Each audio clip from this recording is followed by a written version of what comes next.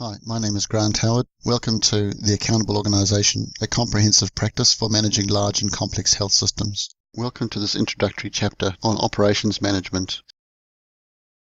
So here's a picture you might have seen quite a few times by now in previous videos. The picture depicts a standard organisation chart, but also has on it an arrow showing that patients traverse a number of departments and receive a service that requires each of these departments to contribute something. Patients' experience as they move through the system is captured by the word service, and so we offer a number of different services that have certain characteristics. And these services are delivered through the interactions of a number of departments. This understanding of systems, services, and departments are fundamental to the way in which operations management is conducted. In each of these services, it's important to understand the dynamics of the service. So in this cartoon, we've tried to depict the dynamic of the service, which is a number of departments make things that are consumed in the patient's care episode. In the accountable organisation, we'll refer to this as utilisation. So the clinician will utilise, on the patient's behalf, a number of departmental products. In each of these departments, an array of products is being made. So if this is a diagnostic department like radiology, it will be plain film X-rays, CT scans, MRIs, ultrasounds, and a whole bunch of other things. So let's jump into operations management a little bit more. Operations management is relatively simple. It's a distillation of management itself. In its simplest form, we say we must plan the work, then we must work the plan,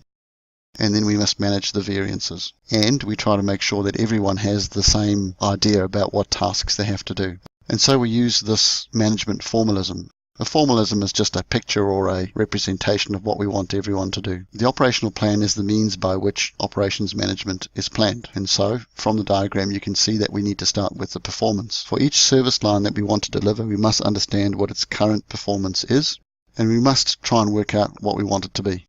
Now we do this by deciding how much we want to deliver of that service, let's call it activity, and we must decide what the quality of that service is to be. So how good will the service be? How close will the service conform with what is known to be good? And then to take this to the next step, we need to take how much we want to deliver and how good we want it to be, and then work out the capacity required to do that, which then translates into how many staff we need. This is what operations management is all about. It is no more or less than these things. If we follow the practices outlined so far in this chapter, it allows us to understand for each service line what the variation in practice is, because we'll be able to track the utilisation of each department's products for each patient group and broken down by each clinician. Just as there will be a variation in practice reflected in how much resource is being utilised for similar patients, we'll also be able to determine what the variation in outcome is. These are fundamental considerations of the quality of the service that we're aiming to achieve. So, to recap, this simple management formalism allows us to start with the performance we want, to understand the capacity that will be required to deliver that performance, and then define how many staff we need to do that. And it doesn't matter whether we're talking about a service or a department, the same management formalism applies. What is the performance we want? What capacity is required?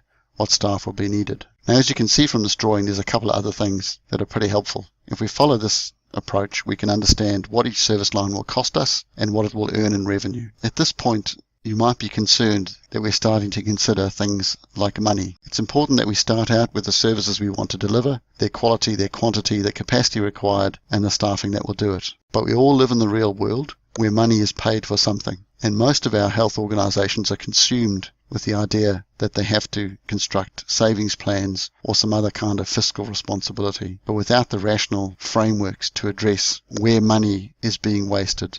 And so if we undertake operations management in a standardized way, following a standard process, we'll develop the ability to make rational decisions about service quality, service funding, and financial savings applied to a particular service line. The management terminology for the approach that we are taking here is called program or clinical stream budgeting. It allows us to take the perspective of the patient-centered service and translate that into an operational management practice and an understanding of the resource utilized and the cost implications of that service stream. Now, because this is an introductory chapter, it's impossible for me to teach you everything you need to know about this management practice. In subsequent sections of the Accountable Organization, we'll walk you through step by step how you undertake operational management, and by that I mean an operational plan. This is the last chapter in the first section of the Accountable Organization, which covers off the introductory concepts that you will need to know before you actually start to undertake the management tasks that will deliver what you want. You'll find these in section 2, Building the Patient-Centered Organization, and you'll learn to use management tools like the organizational profile. If you stick with it, you'll get what you want,